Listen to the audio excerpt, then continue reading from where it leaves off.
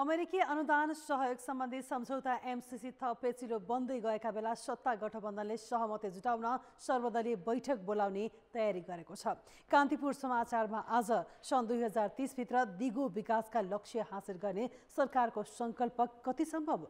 एमबीबीएसको भर्नामा medical कलेजहरूले चर्को शुल्क उठाउन थालेपछि विद्यार्थीहरू आन्दोलित। अनि सरकारले विद्युतीय राहदानी ई पासपोर्ट लिन राष्ट्रिय परिचय पत्र अनिवार्य गरेकै कारण सेवाग्राहीले पाएको शास्ति बारेको रिपोर्ट हुनेछ। नमस्कार, अब मुख्य समाचार। पेचिलो बन्दै गएको एमसीसी बारे सहमति खोज्न सर्वदलीय बैठकको तयारी। गठबन्धनभित्रकै दलहरूको अर्थपूर्ण मौनता। प्रमुख प्रतिपक्ष एमाले भन्छ सरकारको एजेन्डा हेरेर निर्णय गर्छौं। स्वास्थ्य क्षेत्रमा दिगो विकास लक्ष्य हासिल गर्न सरकार सामु चुनौतीका चाङ।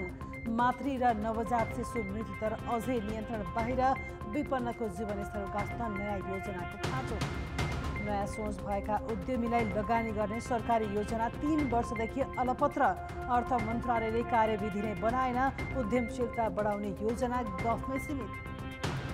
आधाभन्दा बढी अफगानीलाई पर्याप्त खानाकै अभाव।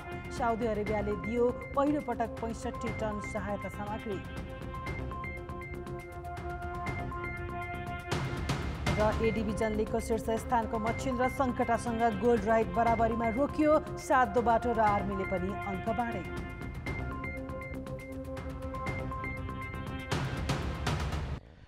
अमेरिकी सहायता परियोजना एमसीसी को विषय थप पेचिलो बन्दै गएका बेला सत्ता गठबन्धनले सहमति जुटाउन सर्वदलीय बैठक बोलाउने तयारी गरेको छ।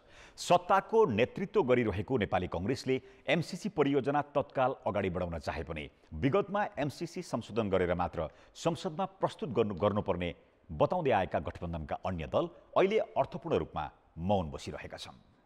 दक्षिण तथा मध्य एसियाली मामिला हेर्ने अमेरिकी सहायक विदेश मन्त्री डोनाल्ड लूले मक्सिर पहिलो साता 3 दिने नेपाल भ्रमण आउँदा प्रमुख दलका शीर्ष नेतालाई भेटेर एमसीसी परियोजना मक्सिरभित्र टुङ्गोमा पुर्याउन प्रस्ताव राखेका थिए। उनले एमसीसी बारे निर्णय गर्न थप समय दिन नसक्ने भन्दै मक्सिर 28 को एमसीसी बोर्ड बैठकले नेपालबारे निर्णय गर्ने समेत भनेका थिए। तर यो बीचमा सत्ता गठबन्धनमा आबद्ध दलहरूबीच एमसीसीका विषयमा छलफलसम्म भएन। तर धेरैले एमसीसी टेबल गर्नकै लागि संसद अधिवेशन मक्सिर 28 मा बोलाइएको आशंका गरेका थिए। पहिलो दिन यो विषयले संसदमा प्रवेश पाएन। नेपालबारे तत्कालै निर्णय लिने भनेर प्रचार गरेको एमसीसी बोर्ड बैठकले पनि परियोजनाबारे नेपाललाई अझै विचार गर्न समय दिएपछि गठबन्धनका 2 प्रमुख दल नेपाली कांग्रेस र माओवादी केन्द्रले एमसीसी विवादबारे सहमति जुटाउन सर्वदलीय बैठक बोलाउने तयारी गरेका छन्। प्रधानमन्त्री एवं कांग्रेस सभापति शेरबहादुर देउवा र माओवादी केन्द्रका अध्यक्ष पुष्पकमल दाहाल बीच शुक्रबार बालुवाटारमा भएको भेटमा एमसीसीमा सहमति जुटाउन सर्वदलीय बैठक बोलाउने समझदारी बनेको हो।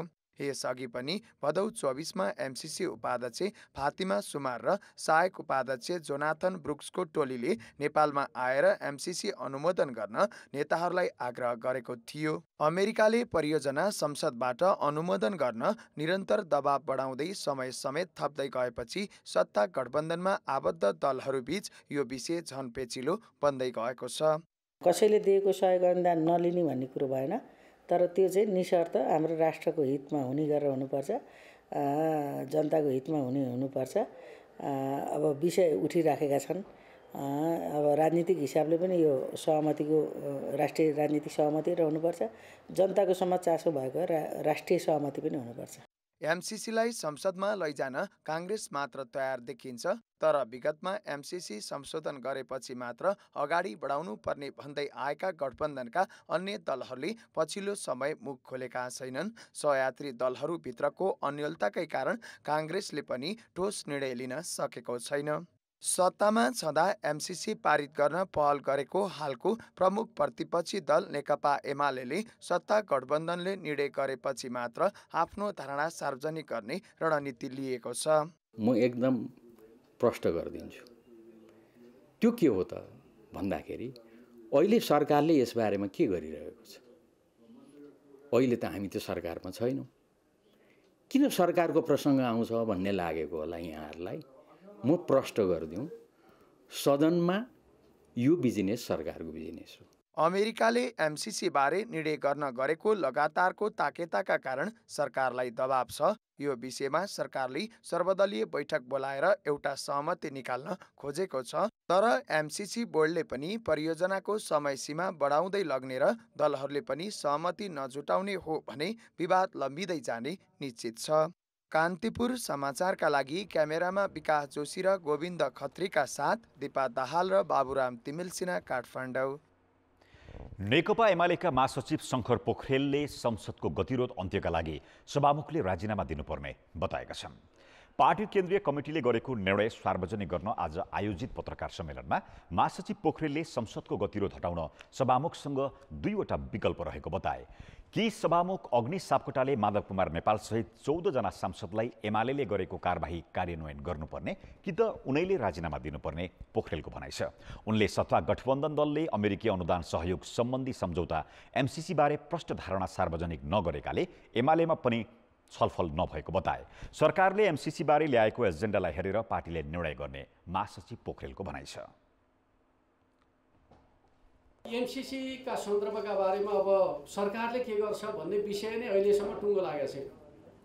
किनकि न संसदले कार्यसूचीमा राखेको छ, न सरकारले हामीलाई केही कुरा बताएको छ। नैतिक आधारमा गलत कार्य गरेका कारणले गर्दाखेरि सच्याउन नसक्ने हो भने राजीनामा दिएर मार्ग प्रशस्त गर्ने। उहाँले मैले यसो गरिसकेँ, अब म पछाडि हट्न सक्दिनँ भन्ने हो भने संसद चलाउने कर्तव्य उहाँको पनि हो। त्यस अर्थमा उहाँले चाहिँ मार्ग प्रशस्त गरेर राजीनामा दिने हो भने नयाँ प्रक्रियाको सुरुवात हुन्छ। या त उहाँले चाहिँ जे कमजोरी गर्नुभएको छ त्यो कमजोरी सच्याउने। सरकारमा रहँदा एमसीसी पारित गर्न भन्दै संसदमा पेश गरेको एमालेले अहिले सरकार बाहिर पुगेपछि भने दोधारे चरित्र प्रस्तुत गर्दै आएको छ। नेपाली कांग्रेसको 14औं महाधिवेशन अन्तर्गत सबै पदाधिकारीको टुङ्गो लागेको छ। आज 5 सहमहामन्त्रीको मतगणना सकिएपछि निर्वाचित सबै पदाधिकारीको टुङ्गो लागेको हो। सहमहामन्त्रीमा महेन्द्र यादव, बद्री पाण्डे, उमाकान्त चौधरी, किशोर सिंह राठौर र फर्मुल्लाह मन्सुर विजयी भएका छन्। पार्टी कार्यालय सानेपामा भएको मतगणनामा मधेसीतर्फ महेन्द्र यादव निर्वाचित भएका छन्। शेरबहादुर देउवा समूहका उनले रामकृष्ण यादवलाई पराजित गरेका हुन्। महेन्द्रले 2330 मत प्राप्त गर्दा रामकृष्णले 1820 मत ल्याए। पिछडिएको क्षेत्रबाट शेखर कोइराला समूहका बद्री पाण्डे विजयी भए। उनले निकटतम प्रतिद्वन्दी जीवन बहादुर शाहीलाई 278 मतान्तरले पराजित गरेका छन्। शाही कर्णाली प्रदेशका मुख्यमन्त्री समेत हुन्। पाण्डेले 2411 मत प्राप्त गरे। शाहीले भने 2133 मत प्राप्त गरेको कांग्रेस सचिवालय निर्वाचन समितिले जनाएको छ। यसैगरी थारूतर्फको सहमहामन्त्रीमा उमाकान्त चौधरी निर्वाचित भएका छन्। उनले तेजुलाल चौधरीलाई पराजित गरेका छन्। देउवा समूहका उमाकान्तले 2765 मत प्राप्त गरे भने कोइराला समूहका तेजुलालले 1877 मत प्राप्त गरेका छन्। यसैगरी खस आर्यतर्फ किशोर सिंह राठौरले देवराज चालिसेलाई पराजित गरेका छन्। राठौरले 2576 र चालिसेले 2059 मत पाए। यस्तै मुस्लिम सहमहामन्त्रीमा फर्मुल्लाह मन्सुर 2776 मत प्राप्त गरेर विजयी भए। उनले शेख वकिललाई 901 मतान्तरले पराजित गरे। वकिलले 1871 मत प्राप्त गरेका छन्। राठौर र मन्सुर दुवै देउवा प्यानलका हुन्। यसअघि बिहिबार महिलातर्फको सहमहामन्त्रीमा महालक्ष्मी उपाध्याय डिना, दलिततर्फ जीवन परियार र आदिवासी जनजातितर्फ भीष्मलाल आङदेम्बे निर्वाचित भइसकेका छन्। नेपाली कांग्रेसमा सभापति बाहेक पदाधिकारीमा अधिकांश चर्चित युवाहरू आएसँगै पार्टीमा रूपान्तरण र पुस्तान्तरणको मुद्दाले चर्चा पाएको छ। समावेशी र युवाहरूको टिम छानिँदा उत्साहित देखिएका कांग्रेस जोनको मूल नेतृत्व भने पुरानै छ। परम्परागत कार्यशैली र गुटबन्दीले गुज्रेको कांग्रेसलाई अब आन्तरिक किचलो व्यवस्थापन र राष्ट्रिय राजनीतिमा आफ्ना एजेन्डा स्थापित गर्नुपर्ने चुनौती छ। 14औं महाधिवेशनबाट नेपाली कांग्रेसका 13 पदाधिकारीको टुङ्गो लाग्दा सभापति बाहेक बाँकी अधिकांश पदमा चर्चित युवा नेताहरूले निर्वाचन जितेका छन्। सभापति शेरबहादुर देउवा र उपसभापति पूर्णबहादुर खड्का बाहेक पदाधिकारीका अरू सबै नयाँ अनुहार हुन्। नेतृत्व तहमा दोस्रो पुस्ताको बाहुल्यतासँगै कांग्रेस पुस्तान्तरणको बाटोमा अघि बढेको छ। पार्टीभित्र विधिको शासन, त्यसको सर्वोच्चता, हाम्रो विधानले हामीलाई जे ठाउँ दिएको छ, जे गर भनेको छ, त्यो विधानको पार्टीमा न्याय पनि गर्नुपर्छ, पार्टीको नेतृत्वले विवेक पनि पुर्याउनुपर्छ। तर त्यो विधानको फ्रेमवर्कभित्र हो कि हामीले गएको वर्षहरूमा विधानको पालना गर्दै गरेनौँ। हामी आफै सबै लागेर विधानको धज्जी उडायौँ हैन। नेपाली कांग्रेस पार्टीका लाखौं सदस्यहरूलाई मेरो नेतृत्वले विधानको पालना गरेको छ, त्यो विधानभित्र रहेर विवेकको प्रयोग गरेको छ भनेर भन्यो भने पार्टी पङ्क्तिलाई निरन्तर रूपमा उत्साहित बनाइ राख्छ। यी मुख्य कुराहरू हुन्। तर पार्टीभित्रको गुटगत समस्या कायमै छ। मूल नेतृत्व अर्थात् सभापति देउबाको कार्यशैली तथा पार्टीमा उनी पक्षधरको बहुमत भएको स्थितिमा अब काङ्ग्रेस कसरी नयाँ लयमा जान्छ भन्ने प्रश्न भने उत्तिकै पेचिलो छ। यो पात्र प्रधान पार्टीलाई पद्धति प्रधान पार्टीमा रूपान्तरण गर्नु छ। विधिको प्रबन्ध राम्रो गरी मिलाउनु पर्नेछ। विधानको अक्षरशः परिपालना गरेर पार्टीलाई आन्तरिक रूपमा सुदृढ गर्नुपर्नेछ र पार्टी मात्रै होइन देशको राजनीतिमा देखिएका चुनौतीहरू छन्, विकृति र विसङ्गति पनि छन्, तिनको निराकरण गर्ने गरी पार्टीभित्रको शुद्धिकरण र राजनीतिको शुद्धिकरण यो अभियान चलाउनु पर्नेछ। बाहिर जसरी तपाईको यो हल्ला पिटाइएको छ कि नेपाली कांग्रेस अब पुरै रूपान्तरित हुनुपर्छ, मलाई लाग्छ यो नेपाली कांग्रेस अरूभन्दा गतिशील पार्टी हो। यो बेला बेलामा समय समयमा आफै कार्यकर्ताको भावना र चाहना अनुसार रूपान्तरित भएर नेपाली जनताको चाहना अनुसार तपाईको अगाडि बढिरहेको छ। नेपाली काङ्ग्रेसको 14औं महाधिवेशनबाट पदाधिकारीको टुङ्गो लाग्दासम्मको परिणामले पार्टीमा नयाँ पुस्ताको बलियो उदय भएको छ।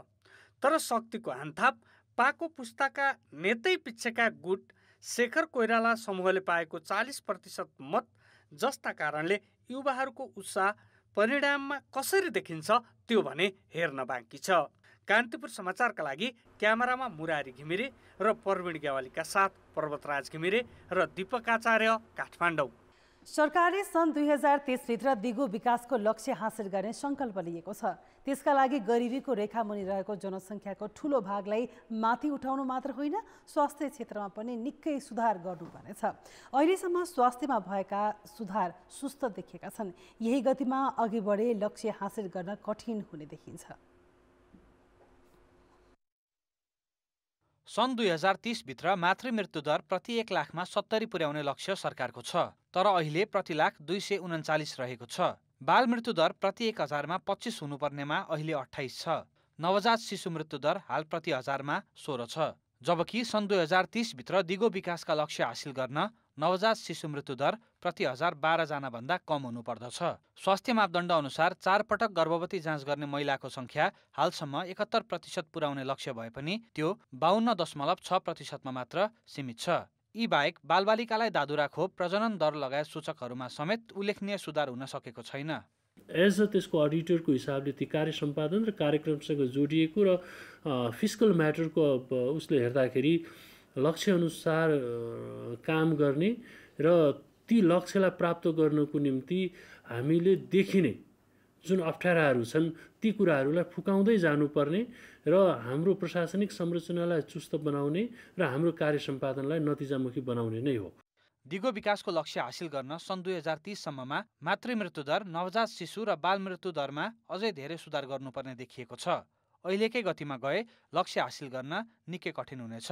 व्यवस्थापनको समस्या छ, अर्को स्रोतको समस्या छ, अर्को भएकै स्रोतहरूलाई राम्रोसँग परिचालन गर्न सक्ने समस्या छ। अस्पतालमा ल्याएर उपचार गराउन सक्ने अवस्था भएका मान्छेहरू कुना काप्चामा त एकदमै कम छन् होला। अनि भएका मानिसहरूलाई सबैजनालाई अस्पताल लैजान सक्ने अवस्था पनि छैन बाटोघाटोको कारणले। त्यसै कारणले यस्ता यो हेर्दाखेरि एउटा घटना हो र यस्ता घटनाहरू नेपालमा थुप्रै छन्। त्यसै कारणले गर्दाखेरि व्यवस्थापूर्वक दुःखपूर्वक मैले भन्छु कि यो नेपालमा दिगो विकासको लक्ष्यहरू हामीले हासिल गर्ने सम्भावना चाहिँ कमै छ। दिगो विकास लक्ष्य हासिल गर्न सरकारले प्रत्येक वर्षको छुट्टा छुट्टै लक्ष्य निर्धारण गरेको छ, तर ती लक्ष्य कहिले पनि पूरा भएका छैनन्। त्यति मात्र होइन, भएका उपलब्धि समेत गुम्दै गएका छन्। सरकारले कोभिडका कारण स्वास्थ्य क्षेत्रमा विगतमा हासिल भएको उपलब्धि समेत गुम्न थालेकाले दिगो विकासका लक्ष्य हासिल गर्न सरकारवाला सबै निकायको सहयोग अपरिहार्य रहेको जनाएको छ। कोभिड-19ले गर्दाखेरि विगतमा हामीले हासिल गरेका धेरै उपलब्धिहरू गुमेका छन् भनेर विभिन्न चाहिँ प्रारम्भिक हामीलाई चाहिँ सर्वेक्षणहरूका परिणामहरूले देखाएका छन्। त्यो भएर हामी चाहिँ अहिलेसम्म गरेको काममा अगाडि प्रगति गर्न मात्रै होइन कि बीचमा जुन क्षति भएको छ त्यसलाई परिपूर्ति गर्नको लागि पनि थप काम गर्नुपर्ने हुन्छ। त्यसका लागि थप साधन स्रोत पनि आवश्यक पर्छ र मैले अघि पनि दोहोऱ्याएँ कि यसमा चाहिँ स्वास्थ्य मन्त्रालय एक्लैले सम्भव हुँदैन। सरकारले नयाँ योजना र कार्यक्रम ल्याउन सकेन भने दिगो विकासको लक्ष्य हासिल गर्न कठिन देखिएको छ। यसले अन्तर्राष्ट्रिय जगतमा गरेको प्रतिबद्धता पूरा नहुने मात्र होइन, मुलुक अझ लामो समयसम्म विकासमा पछि पर्नेछ। कान्तिपुर समाचारका लागि क्यामेरामा सञ्जय लुइटेल र जिल्ला सहकर्मीहरूका साथ कृपाल गौतम, काठमाडौँ। चिकित्सा शिक्षा स्नातक तह एमबीबीएस भर्नाको क्रममा अधिकांश निजी मेडिकल कलेजले वर्षेनी तोकेभन्दा बढी पैसा असुल्छन्। कानुन विपरीत चर्को शुल्क उठाए पनि चिकित्सा शिक्षा आयोगले औपचारिक पत्र पठाउनु बाहेक कुनै कारबाही गर्दैन। यो वर्ष पनि विभिन्न शीर्षकमा चर्को शुल्क उठाउन थालेपछि पनि विद्यार्थीहरू नै आन्दोलित भएका छन्। काठमाडौँ विश्वविद्यालय अन्तर्गत काठमाडौँ मेडिकल, मणिपाल, नोबेल लगायतका मेडिकल कलेजले एमबीबीएस भर्नाका नाममा विद्यार्थीसँग चर्को शुल्क असुलिरहेका छन्। मेडिकल कलेजहरूले समन्वयनका नाममा समेत विद्यार्थीसँग 98,000 रुपियाँ उठाएका छन्, जुन लिनै पाइँदैन। इन्टर्नसिपका नाममा 2,40,000, छात्रावासमा मासिक 24,000, रजिस्ट्रेसन 25,000, परीक्षा शुल्क 11,000 लगायत अतिरिक्त शुल्कका नाममा पनि विद्यार्थीसँग चर्को शुल्क असुलेका छन्। नजिकै घर भए पनि होस्टेल बस्न अनिवार्य गरिएको छ। नियम विपरीतका असुली विरुद्ध विद्यार्थीहरू आन्दोलनमा उत्रिएका छन्। ड्राफ्टमा चाहिँ अरू के एक्स्ट्रा फीहरू थियो, जस्तै एफिलिएसन फी मानौँ, स्टुडेन्टले किन तिर्नु पर्यो? त्यो त कलेजले तिर्नुपर्ने हो। र केयु अन्तर्गत जति पनि कलेज छ, बाँकी कलेजले चाहिँ बाँकी कलेजको स्टुडेन्टहरूले नतिर्नुपर्ने, उहाँले चाहिँ एउटा ड्राफ्ट हामीहरूलाई दिनुभयो। त्यो ड्राफ्ट अनुसार चाहिँ सबै थोक जोड्दाखेरि लगभग भनौँ न नभए पनि 60 लाख। सरकारले एमबीबीएस अध्ययनका लागि काठमाडौँ उपत्यकामा 40,23,000 र उपत्यका बाहिर 44,36,000 रुपियाँ शुल्क निर्धारण गरेको छ। अतिरिक्त शुल्कका नाममा काठमाडौँ उपत्यकामै 60 लाख रुपियाँ भन्दा बढी लिइरहेको आरोप अभिभावकको छ। 24,000 एउटा कोठाको मोल राखिएको छ, खानाको 8,000 राखिएको छ। अरू त्यस्तै गरी त्यो पैसाहरूले चाहिँ हामी एउटा अभिभावकले अहिलेको अवस्थामा इफोर्ड गर्न सक्ने अवस्था छैन। अनि त्यो पनि 5 वर्षको एग्रिमेन्ट र हरेक वर्ष 5% बढ्छ भनेर उहाँहरूले भन्नुभएको छ। चर्को शुल्क असुलेपछि विद्यार्थीले पोखराको मणिपाल कलेजमा तालाबन्दी नै गरेका छन्। एमबीबीएस भर्नाको क्रममा मेडिकल कलेजहरूले यस्तो ठगी हरेक वर्ष गर्छन्, तर मेडिकल कलेजको नियमन निकाय चिकित्सा शिक्षा आयोगले भने उजुरीको चाङ लाग्दा पनि निर्देशन मात्रै दिएर बस्छ। विभिन्न बाहनामा विभिन्न शुल्क लिनु हुँदैन। उनले आफ्नो पढाइलाई सक्न पुग्ने पैसा तोकिदिएको छ, फी तोकिदिएको छ आयोगले। त्यो फीले पढाइ कम्प्लिट हुनुपर्छ। कानुन विपरीत विभिन्न शीर्षकमा अतिरिक्त शुल्क असुल्नु सरासर ठगी हो। आयोगले पत्र काटेर उम्किन खोज्दा मेडिकल कलेजहरूको मन परी रोकिएको छैन। त्यसैले अवैध रकम असुल्ने मेडिकल कलेजहरूलाई कारबाहीको दायरामा नल्याएसम्म यो समस्या फेरि पनि दोहोरिने निश्चित छ। कान्तिपुर समाचारका लागि पोखराबाट इन्द्र पौडेल र क्यामेरामा विनोद कोजु तथा गोविन्द खत्रीका साथ नारायण किलम्बु, काठमाडौँ। सरकारले विद्युतीय राहदानी ई पासपोर्ट लिन राष्ट्रिय परिचय पत्र नम्बर अनिवार्य गरेका कारण सेवाग्राहीले शास्ति मात्रै होइन, दोहोरो झन्झट बेहोर्नु परेको छ। कठ्याङ्ग्रिदो जाडोमा राहदानीका लागि मध्यरातमै सडकमा लाम बस्नुपर्ने बाध्यता भोगिरहेका सेवाग्राहीले परिचय पत्रको नम्बरका लागि पनि अलग्गै लाइन बस्नुपर्छ।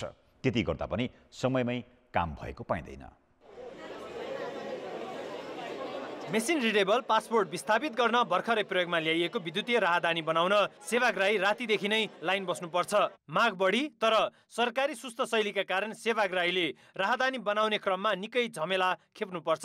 त्यसमाथि अहिले थपिएको छ राष्ट्रिय परिचय पत्रको अनिवार्य नम्बरको झन्झट। यति दुःख पाएँ कि सर, बिहान 2 बजेदेखि लाइन बसेको, अनि त्यसपछि त्यो दिन पनि काम भएन, अनि भोलिपल्ट एकैचोटि 2 बजी काम बन्यो। त्यहाँ धेरै लापरवाही छ र त्यहाँ धेरै शौचालयहरू धेरै फोहोर छ। त्यहाँ मान्छे गयो भने त्यहाँ बेहोस हुन्छ, त्यहाँ नजिक बस्न सकिँदैन। पासपोर्ट रिन्यू फेल भएको थियो, म सबै जानकारी भएर आएको थिइनँ। म चाहिँ अब रिन्यू गर्छु, फर्केर जान्छु भन्ने हिसाबले आएको। यहाँ चाहिँ राष्ट्रिय परिचय पत्र नम्बर अनिवार्य चाहिने रहेछ। सुरुमा त्यहाँ गयो, त्यहाँ होइन यहाँ हो, त्यहाँ होइन यहाँ हो। यहाँ आउँदा पनि अब यहाँ बिहान 10 बजेदेखि यहाँको लाइन छ, अहिलेसम्म नम्बर आइपुगेको छैन। कहिलेखेर आउँछ ठेगान छैन। सरकारी संयन्त्र बीचको समन्वयको अभाव र सेवाग्राहीलाई पूर्ण सूचना प्रवाह नगरिँदा सर्वसुलभ हुने काममा पनि दुःख बेहोरिरहेका छन्। वैदेशिक रोजगारीदेखि अध्ययन तथा भ्रमणमा जाने जो कसैले विद्युतीय राहदानी बनाउनु पर्छ त्यसका लागि राष्ट्रिय परिचय पत्रको नम्बर अनिवार्य गरिएको छ। सेवाग्राहीले भोग्नुपर्ने दोहोरो झन्झट र शास्ति सम्बोधन गर्न सरकारी निकायलाई भने चासै छैन। अझ अनेक हन्डर ठक्कर भोगेर सबै कागजात बुझाएपछि 1.5 महिनापछि राहदानी लिँदा समेत त्रुटि भेटिन्छ। आफू स्योर छ होइन मैले फिमेलै लगाएको भनेर। अब नाग्दा पनि छ त हेर्नलाई, नाग्दा के गर्नु दिएको हो त नि, सबै डिटेल दिएन दिएको होइन त, अनि मिस्टेक गरिदियो के। मलाई डबल प्रब्लम भएन त यसले गर्दा। कलेजबाट लिएर गर्छ उनीहरूले मिस्टेक गरेर दिइदिन्छ, अनि अझ यहाँ पनि छिटो हुँदैन क्या काम। राष्ट्रिय परिचय पत्रमा व्यक्तिगतका साथै जैविक विवरण पनि समावेश गरिएको हुन्छ। अझ विवरण नै विद्युतीय राहदानीमा राखिने हुँदा केन्द्रीकृत सूचना प्रणालीलाई व्यवस्थित गर्न परिचय पत्रलाई अनिवार्य गरिएको राहदानी विभागको दाबी छ। फ्रड गर्न चाहने मान्छेहरूले कहिले विवरण गराउलान्, कहिले फोटो गराउला, तर यो कुराबाट चाहिँ अब सम्भव हुँदैन। त्यसबाट चाहिँ थम्ब प्रिन्टहरू म्याच भएको हुन्छ, तस्बिरहरू त्यसमा हुन्छ, विभिन्न खालका चाहिँ इन्फर्मेसनहरू स्टोर भएका हुन्छन् र ती कुराहरू भिडान भइसकेपछि मात्रै विद्युतीय राहदानी जारी गरिन्छ। त्यति मात्रै होइन, अहिलेको चाहिँ यतिसम्म छ कि तपाईँको एकजना व्यक्तिले 2-3 जिल्लाबाट मानव चाहिँ तस्बिर फरक गराएर अथवा विवरण फरक गरेर लियो भनेदेखि पनि त्यो समेत भेटिन्छ।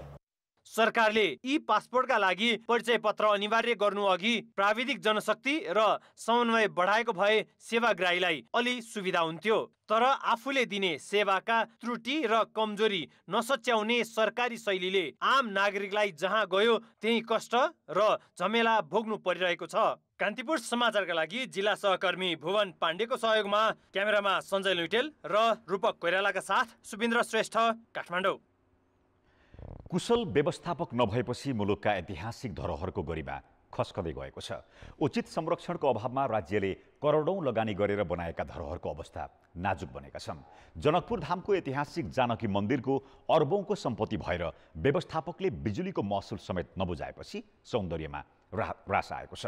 उता नेपालगञ्जको बागेश्वरी मन्दिरको सम्पत्ति पनि संरक्षण हुन सकेको छैन। प्रदेश 2 सरकारले 13 करोड रुपियाँ भन्दा बढी रकम खर्चेर राष्ट्रकै सांस्कृतिक धरोहर जानकी मन्दिरलाई झिलिमिली पारेको छ। तर कुशल व्यवस्थापकको अभावमा आकर्षित र मनमोहक देखिने यो दृश्य सधैँभरिलाई नभई चाडपर्वमा मात्र देखिन्छ। यो धरोहर अँध्यारो देखिनुको मुख्य कारण हो समयमा बिजुली महसुल नबुझाउनु। पूजा पर्व सबै चलाएर वार्षिक महिनाको 25-50 हजार लाख रुपियाँ जति बुझाउन सक्ने एउटा विचार गरेका थिए, तर पैसा पठाउँदा भन्नु भएन मलाई कम्तीमा 25 लाख रुपियाँ दिनुहुन्छ मात्रै लिन्छु चाहिँ भन्यो। फेरि हाम्रो मान्छे फर्केर आइसक्यो। जानकी मन्दिर र यस परिसरमै रहेको लक्ष्मण मन्दिरले 7 वर्षदेखि विद्युत महसुल बुझाएका छैनन्। यी 2 मन्दिरले विद्युत प्राधिकरणलाई 81 लाख भन्दा बढी महसुल बुझाउन बाँकी छ, जबकि मन्दिरलाई गोप्य भेटी बाहेक नै वार्षिक 1.5 करोड रुपियाँ भन्दा बढी आम्दानी हुन्छ। सिडिओ साहब मार्फत पनि कुराकानी राखेका छौँ। उहाँहरूले पनि हामी चाहिँ उहाँहरूलाई चाहिँ रिक्वेस्ट गर्छौँ भन्नुभएको छ र अझ हामी चाहिँ पत्रचार मार्फत पनि हामीले गरेका छौँ। अब अन्तिम विकल्प हामीलाई के हुन जान्छ भनेदेखि उहाँहरूले चाहिँ टेर्नु भएन भनेदेखि लाइन काट्नेसम्मको हुनसक्छ। जानकी मन्दिरको आय व्यय कहिले पनि सार्वजनिक हुँदैन। यो मात्र होइन, पश्चिम नेपालको प्रसिद्ध धार्मिक शक्तिपीठ बागेश्वरी मन्दिरको गरगहना र नगद नै गायब भएको छ। जिल्ला अदालत बाँकेको आदेशपछि झन्डै 4 वर्ष अघि खोलिएको बाकसमा 20 किलो 300 ग्राम चाँदी, 2 तोला सुन र मालपोत कार्यालयका रसिद मात्र फेला परेको थियो। यदि बलियो तिजोरी हामीले हेऱ्यौँ त्यहाँ चाबी लगाएको छ। त्यो त्यहाँ चाबी राख्ने व्यक्तिहरूको सहभागिता र संलग्नता बिना त्यो सम्भवै हुँदैन कि अरू कसैबाट हिनामिना भयो भने। मन्दिरका महन्त सहितका सरकारी अधिकारीको मिलोमतोमा सुन बेपत्ता पारिएको फेला पर्दा समेत छानबिन भएको छैन। यसरी नै धार्मिक धरोहर मठ मन्दिरका सम्पत्तिको दुरुपयोग हुँदा समेत सम्बन्धित निकायले कुनै कारबाही नगरेपछि महन्त र पुजारीको मनपरी बढेको छ। मन्दिरको सौन्दर्यकरण र गरिमा बढाउन महन्त लाग्नुपर्छ नै, सरकारवाला पनि गम्भीर हुनु जरुरी देखिन्छ। कान्तिपुर समाचारका लागि नेपालगञ्ज सहकर्मी जे पाण्डे र बिर्खेश यादवका साथ अनिल मिश्र, जनकपुर धाम, धनुषा। अर्थ र विकास प्रायोजक बर्जर वेदकोट लङ लाइफ, घाम पानी छेक्छ 10 वर्ष टिक्छ। अर्थमन्त्री जनार्दन शर्माले पुसभित्रै विकास बजेटको 30% रकम खर्च गर्न मन्त्रालयहरूलाई आग्रह गरेका छन्। असार अन्तिममा मात्रै बजेट खर्च गर्न हतार गर्ने प्रवृत्ति अन्त्य हुनुपर्ने मन्त्री शर्माको भनाइ छ। अर्थ मन्त्रालयमा आयोजित अन्तर मन्त्रालय छलफलमा मन्त्री शर्माले विकास बजेट समयमै खर्च नगरे रकमान्तर गरेर पैसा अन्तै लैजाने पनि चेतावनी दिए। यसैबीच अर्थविदहरूले राजनैतिक प्रतिवेदन भए पनि दलहरू आर्थिक समृद्धिको काम अघि बढाउन चुकेको बताएका छन्। संसदको अर्थ समितिको आजको बैठकमा उनीहरूले दलहरूको प्राथमिकतामा आर्थिक समृद्धि भन्दा सत्ता भएकाले विकास खर्च हुन नसकेको टिप्पणी गरेका छन्। उपलब्धिलाई उत्पादनमा लगाउन सकेनौँ, लगानीमा हुने किसिमले लगाउन सकेनौँ। अनि अब राजनीतिक दलको नेतृत्व चाहिँ को सधैँ ध्यान कहाँ जानु परेको छ भने अब मेरो दललाई कसरी जोगाउने, सत्तामा कसरी गइराख्ने होला, चिन्तन त्यतातिर गइराखेको छ। क्षमता बढाउने, उत्पादन वृद्धि गर्ने, प्रोडक्टिभ सेक्टरतिर चाहिँ लगानी बढाउने भनेर चाहिँ हामीले भन्ने गरिरहेको छ। तर पनि एट द ग्राउन्ड लेभलमा चाहिँ के देखियो भने त्यो वेमा हाम्रो प्राइभेट सेक्टरको वा चाहिँ ब्याङ्किङ सेक्टरको लेन्डिङ गएको रहेछ भन्ने कुरा चाहिँ त्यहाँ चाहिँ देखायो। अहिले बैंकहरूमा तरलता अभाव छ। राज्यले उठाएको कर खर्च हुन नसक्दा पैसा ढुकुटीमा थुप्रिएको छ। तर बैंकहरूले लगानी गर्नका लागि रकम नै पाएका छैनन्। यो स्थितिमा आकर्षक ब्याज दर कायम गर्नुपर्ने विज्ञहरूको सुझाव रहेको छ। ब्याङ्कले भनेको बेलामा तपाईँलाई पैसा दिएको छ भनेदेखि त्यहाँ चाहिँ हाम्रो बचत लगाएर किन नराख्ने भन्ने किसिमबाट भनिरहेछन्। यो सबै आफ्नो ठाउँमा ठिकै होला पनि, केही हदसम्म हामी गयौँ। तर अर्थतन्त्रमा कस्तो किसिमको परिस्थिति आइदियो भन्नुहुन्छ भनेदेखि यो कुल गारस्थ उत्पादनभन्दा ब्याङ्कहरूको निक्षेप चाहिँ बढ्यो। 43 खर्ब ब्याङ्कहरूको निक्षेपमा छ भनेर भनिएको छ। 37 खर्बको हाराहारीमा हाम्रो कुल गारस्थ उत्पादन भनिएको छ। यो के हो त? यसका असरहरू चाहिँ के हुन सक्छन् भनेपछि त हाम्रो कुल गारस्थ उत्पादनको कि त तथ्याङ्कहरू गर्दै नहुन पर्यो। जबकि अब त्यस्तो प्रडक्ट भन्दाखेरि अहिले यहाँ भन्ने अब त्यहाँ गर्ने हो भनेदेखि तपाईँको 2वटा प्रडक्टको एक्सपोर्ट भनेको लगभग 44-45 अरबको चाहिँ हामीहरू एक्सपोर्ट। कतिले फाइदा ल्याएको छ? कतिवटाको फ्याक्ट्री छ नेपालमा, के अरे सोयाबिनको र पाम ऑयलको फ्याक्ट्री। त्यो के नेपालको अर्थतन्त्र भनेको त्यही 12-14जनाले उनीहरूकै लागि चाहिँ हो। व्यवसायको नयाँ सोच भएका तर रकमको अभावमा काम सुरु गर्न नसकेकाहरूलाई बिउ पुँजी उपलब्ध गराउने भनेर बजेटमा सरकारले करिब 3 वर्षदेखि निरन्तर घोषणा गर्दै आएको छ। तर कर्मचारी तन्त्रले यसका लागि आवश्यक कार्यविधि नबनाउँदा सरकारी योजना बजेट भाषणमा मात्रै सीमित भएको छ। सरकारले आर्थिक वर्ष 2076-77 को बजेटबाटै व्यवसायमा नयाँ सोच भएकालाई बिउ पुँजी उपलब्ध गराउने घोषणा गर्यो। त्यति मात्रै होइन, नयाँ खालका सोच भएका व्यवसायलाई अनुदान दिने भन्दै विज्ञापन सार्वजनिक गर्यो। 679 जनाले योजना आयोगमा आवेदन दिए। यसले पूर्णता नपाउँदै 2077-78 को बजेट आयो, जसले यस्तो रकम अनुदानमा नभई 2% ब्याज दरमा उपलब्ध गराउने घोषणा गर्यो। अनुदानमा दिने गरी आएको यस ऐनको कार्यविधि संशोधन अर्थ मन्त्रालयले 1 वर्षमा पनि गर्न सकेन। कार्यविधि संशोधन नहुँदै चालु आर्थिक वर्षको बजेट आयो। यो बजेटमा पनि स्टार्टअपलाई 25 लाखसम्म ऋण उपलब्ध गराउने उल्लेख छ। तर बजेट कार्यान्वयनमा आएको 4 महिना बित्दासम्म कार्यविधि बनेको छैन। कार्यविधिको काम कहाँ पुगेको छ त भन्ने समेत अर्थ मन्त्रालयसँग ठोस जवाब छैन। एउटा कार्यविधि आवश्यक नै पर्ने भयो। त्यसकारण हामीले यसको कार्यविधि चाहिँ एकको मस्यौदा तयार गरिसकेको अवस्था हो। त्यो मस्यौदालाई फेरि रिभ्यू गर्नुपर्ने कन्डिसनमा चाहिँ रिभ्यू गर्नको लागि चाहिँ राष्ट्रिय योजना आयोगका श्रीमान सचिवको चाहिँ नेतृत्वमा एउटा समिति कार्यदल बनेर चाहिँ उहाँहरूले रिभ्यू गरिरहेको अवस्था हो। त्यहाँबाट त्यो रिभ्यू भएर आइसकेपछि यो पास भइसकेपछि यो काम अगाडि बढ्छ। स्टार्टअप भनेको योजना तयार हुने बित्तिकै लगानी गर्नुपर्छ। कुनै पनि वस्तु वा सेवाको बारेमा पर्याप्त अध्ययन भएको पाएपछि सरकारले त्यस्तो वस्तु तथा सेवा बजारमा लानका लागि आवश्यक ऋण दिने हो। तर यस बारेमा कर्मचारीलाई नै आवश्यक जानकारी नभएको र सरकारी रकम बाँड्ने र पछि नउठ्ने हो कि भन्ने भयले कार्यान्वयनमा आउन नसकेको हो। लगभग 90% को हाराहारीमा स्टार्टअपहरू फेल हुन्छन्। त्यसले गर्दाखेरि यसमा बढी जोखिम भएको हुनाले यसको लगानी गर्ने जुन निर्णय गर्ने अधिकारीहरू चाहिँ त्यो ऋण चाहिँ डुब्ने हो कि भन्ने डरले निर्णय गर्न हिचकिचाएको अवस्था, निर्णय नै गर्दैनन्।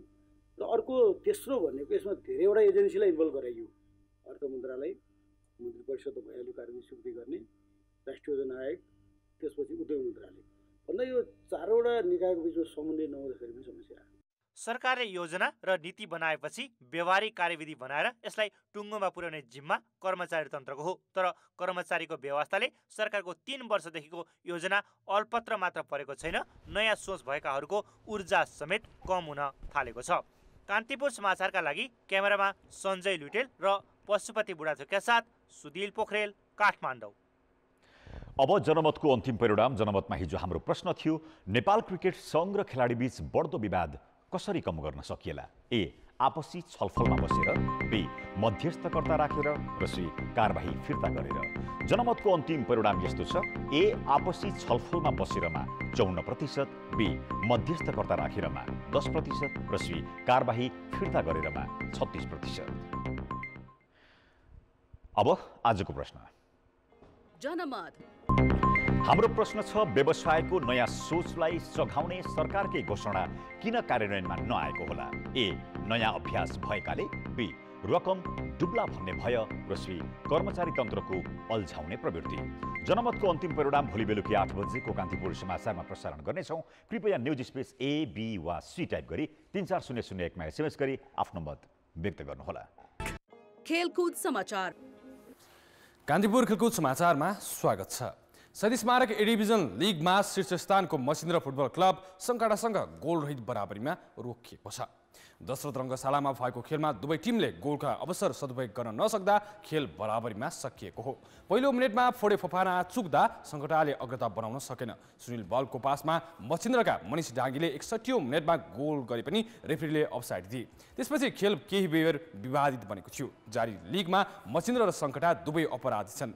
बराबरीको नतिजापछि पनि मसिन्द्र शीर्ष स्थानमा कायमै छ। 5 खेलमा मसिन्द्रको 11 अङ्क भएको छ भने मनाङको 4 खेलमा 10 अङ्क छ। सङ्कटा पनि जारी सिजन पहिलो पटक तालिकाको शीर्ष स्थानमा पुग्ने मौकाबाट चुकेको थियो। सङ्कटा 5 खेलबाट 9 अङ्कसहित तालिकाको चौथो स्थानमा छ। मनाङले भोलि पोखरामा विभागीय टिम नेपाल पुलिस क्लबसँग खेल्दैछ। ए डिभिजन लिगका खेल पहिलो पटक उपत्यका बाहिर हुन लागेको हो। लिगकै अर्को खेलमा उपाधि दावेदार टिम त्रिभुवन आर्मी फुटबल क्लबले नवप्रवेशी सातबाटो युथ क्लबसँग अङ्क बाँडेको छ। दशरथ रङ्गशालामा भएको खेलमा सातबाटो र आर्मीले एक गोलको बराबरी खेले। आर्मी सुरुवाती अग्रता जोगाउन नसक्दा 3 अङ्क लिन असफल भएको हो। 10औं मिनेटमा टेकबहादुर बुढाथोकीको क्रसमा कप्तानी भूमिकामा रहेका जज प्रिन्स कार्कीले चलाकीपूर्ण ढङ्गले फ्लिक गरेको बललाई दिनेश हेम्जमले जाली चुमाएपछि विभागीय टिमले अग्रता बनाएको थियो। तर 16औं मिनेटमा सातबाटोका गोलरक्षक अभिषेक बरालको लामो पासलाई नियन्त्रणमा लिँदै विदेशी खेलाडी अजय मार्टिन्सले गोल गरेपछि खेल बराबरीमा आयो। मार्टिन्सको जारी लिगमा यो चौथो गोल हो। बराबरीपछि लिगमा अपराजित यात्रा कायमै राखे पनि आर्मीले शीर्ष स्थानमा उक्लिने अवसर भने गुमाएको छ।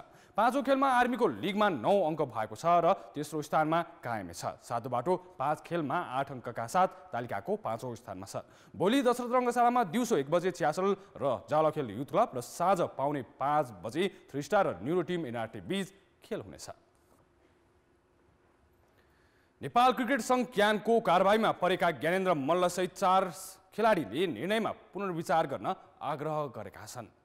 क्यानको कारबाहीपछि आज पत्रकार सम्मेलन गर्दै ज्ञानेन्द्र मल्ल, दिपेन्द्र सिंह ऐरी, सोमपाल कामी र कमल सिंह ऐरीले क्यानले गरेको कारबाही फिर्ता हुनुपर्ने बताएका छन्।